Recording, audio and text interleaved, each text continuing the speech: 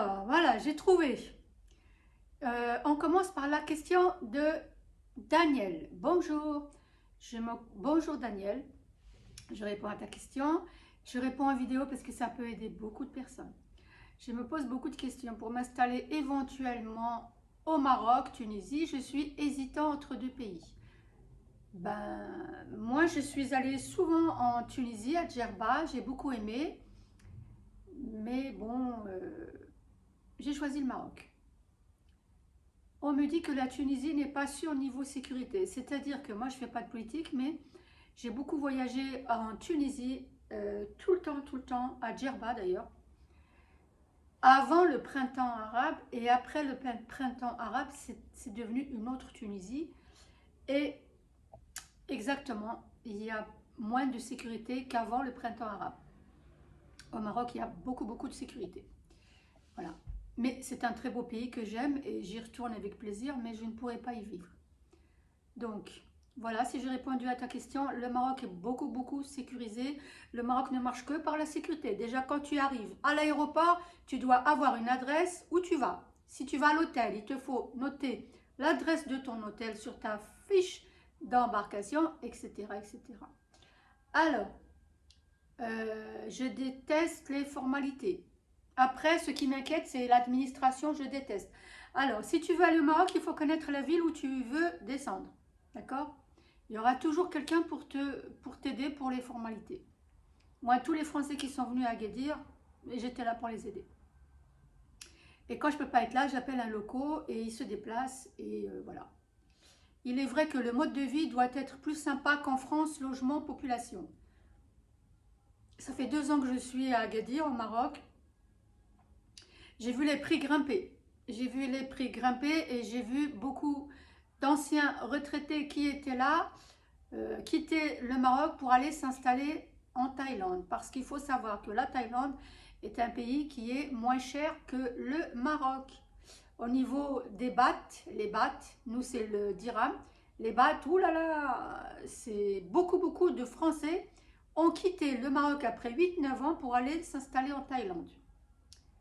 Donc, en 2 ans, j'ai vu l'inflation grimper au Maroc.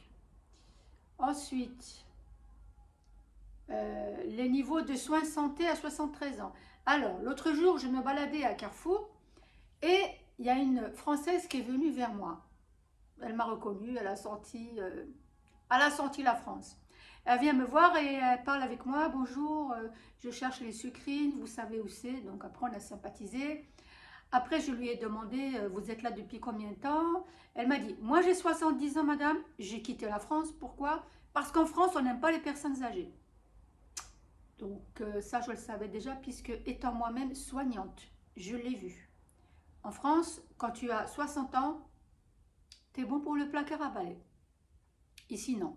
Les Marocains respectent les personnes âgées, il y a un respect, ça se passe bien. Et cette dame, ça fait également 2 ans qu'elle est là et elle est très heureuse. Elle n'est pas restée à Agadir. Elle s'est installée à Tanger. Et après Tanger, elle est partie à Rabat.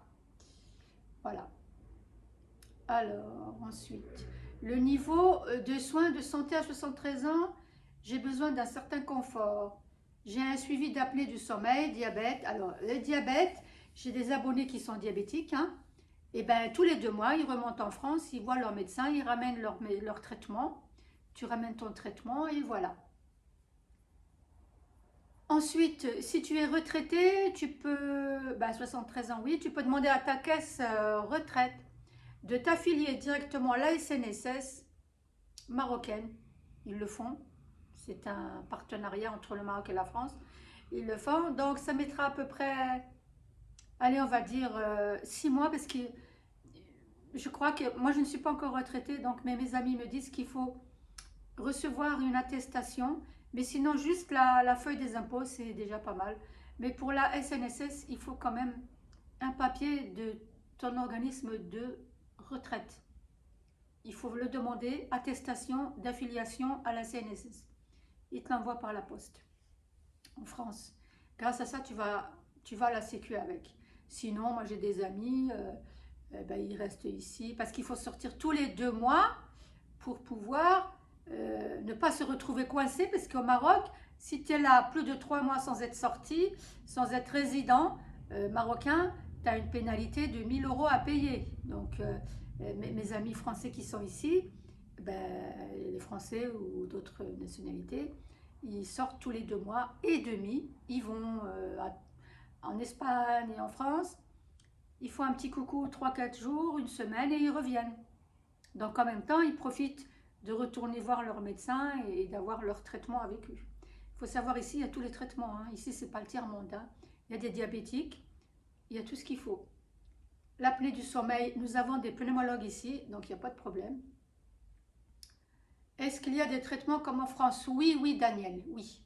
Je vis avec ma minette, donc notamment, non, comment sont les animaux? Sont-ils reçus? Il y a des vétérinaires? Oh là là. Donc Daniel, je pense qu'il faut que tu t'abonnes à mon TikTok, à mon YouTube. Bon, là, tu es abonné à mon YouTube, mais j'ai aussi TikTok. Bon, il y en a qui n'aiment pas TikTok. Mais nous avons des vétérinaires. Nous avons des repas pour les chats. Alimentation. Ici, le chat est roi. Voilà. Tous les Marocains ont adopté 1 ou 2 chats. Il y a aussi des chats qui errent dehors. D'accord? Et les gens, ils les nourrissent, voilà, avec des croquettes, de l'eau, voilà. Moi, par exemple, j'habite dans une jolie résidence. On a un grand jardin. Ils ont fabriqué des petites cabanes pour les chats. Et j'achète des croquettes, les voisins achètent des croquettes. On les nourrit bien. Le chat est un animal sacré au Maroc. Ouais. Le Maroc, mes amis, n'est pas le tiers-monde. Nous avons des vétérinaires, nous avons des croquettes et du pâté de chat et de chien, etc., etc. Et pour pouvoir venir avec ton chat, il faut qu'il soit vacciné, qu'il ait son carnet. Et voilà, donc il faut, je ne sais pas où tu habites en France, mais il y a des compagnies qui ne prennent pas les chats. Ouais. Transavia, je sais que c'est OK. Royal Air Maroc aussi. Ensuite, désolé, non, c'est bon, voilà. Voilà, Daniel, j'ai répondu à tes questions. Il y a 7 minutes, je vais répondre aussi à un autre commentaire qui est plus court. Là, je réponds à Bernard. Bernard, bonjour Bernard. Alors, je me permets de vous contacter pour une demande spécifique. À votre avis, combien faut-il d'argent pour vivre à Agadir tous les mois? Eh bien, moi, pour être sincère avec toi, 1500 euros me suffisent. 1500 euros. Voilà. Je vis très très bien. Je vais au restaurant. La vie est belle. Il y a des gens...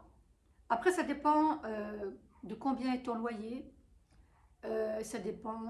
si tu veux faire tes courses tous les jours à Carrefour Market, il faut préférer faire ses courses une fois par semaine au souk. Acheter ta viande en boucherie. Et puis aller dans des petits restaurants à 3 euros, 4 euros. Voilà. Il y a des gens ici, pour vivre, il leur faut 3000 euros, 4000 euros. Tout dépend. Tout dépend. Je ne sais pas de combien tu vis en France. Voilà, je ne sais pas. Envoie-moi un email pour m'expliquer tout ça. Tu peux avoir un loyer à 200 euros. D'accord? Donc, voilà. Moi, je pense qu'avec 1000 euros, on peut vivre au Maroc, oui. Oui, on peut vivre au Maroc avec 1000 euros, bien sûr. Allez, admettons que tu payes ton loyer 400 euros, ben le reste, c'est pour toi. Voilà, d'accord? Alors, Bernard, j'ai l'intention... oui, alors l'électricité et l'eau, je ne te le dis pas maintenant parce qu'il y a une vidéo qui sort où je parle d'électricité et d'eau. Hein, la vidéo sur l'immobilier qui va sortir. Je parle notamment des loyers, tout ça. Faut-il prendre pour les soins médicaux? Ah, mes abonnés, j'ai déjà fait des vidéos sur tout ça. Mais vous, en fait, vous ne me connaissez pas. Vous arrivez comme une fleur et puis vous regardez une seule vidéo et vous me posez des questions. Vous avez la flemme d'aller regarder toutes les vidéos que j'ai fait au Maroc. Il y a vraiment des abonnés qui ont regardé toutes mes vidéos, même si elles sont chiantes. Mais ils sont arrivés ici, ils ont fait un sans faute. Donc, je vais répondre à ta question parce que je suis sympa, car la vie est de plus quelle assurance ou complémentaire. J'avais fait une vidéo où je parle d'assurance. Donc, si tu as la SNSS, tu es affilié par ta caisse retraite. Si tu es français, c'est automatique. Tu demandes à être affilié à la caisse CNSS marocaine. Et ensuite, ici, tu ne te prends pas la tête. Tu prends n'importe quelle assurance. Tu la trouves à ta banque. Ta banque que tu vas prendre au Maroc. Voilà.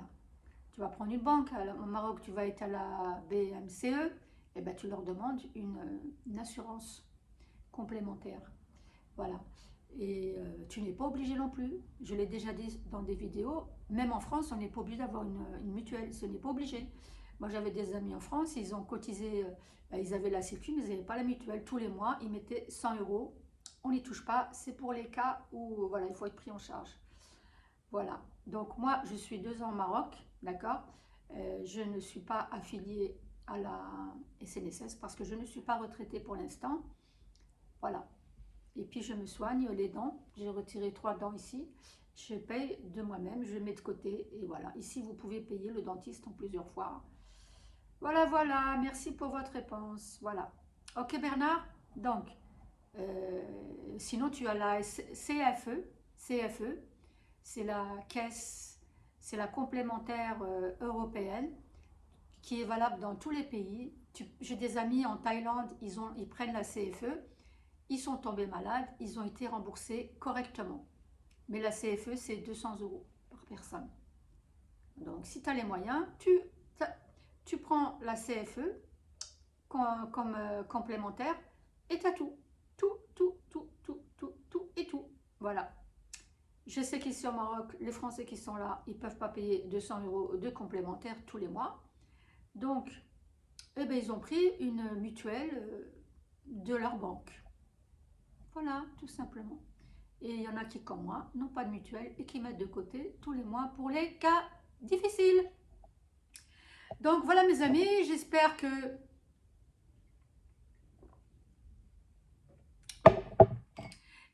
j'ai répondu à vos questions. Bisous, à bientôt. Et puis n'hésite pas à m'envoyer des questions. Je me fais un plaisir de te répondre en vidéo. Bisous, à bientôt.